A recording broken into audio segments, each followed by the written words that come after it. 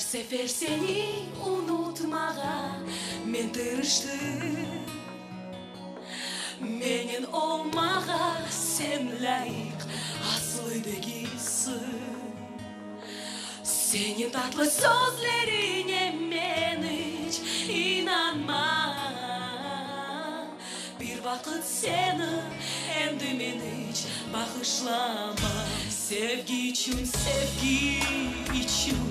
pek çok sözler aytılar. Sevgi için bu dünyada döküldü çok gözyaşlar. Sevgi için pek çok sözler aytılar. Sevgi için bu dünyada döküldü çok gözyaşlar. Bu dünyaya insanlar sevmek için gelir.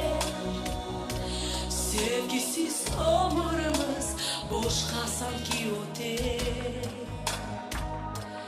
İnanan bir gün benim bak yıldızım yanar.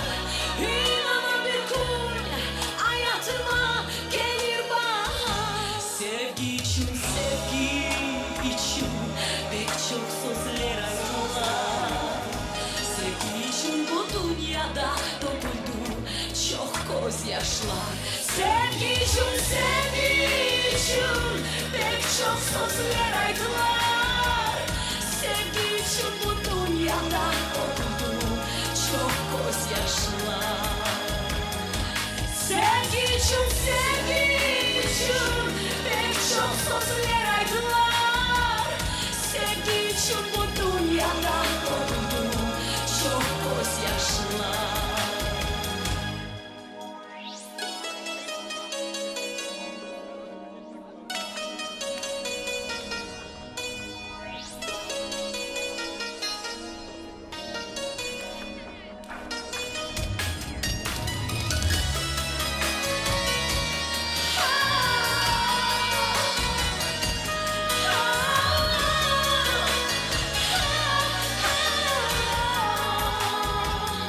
Sevgi için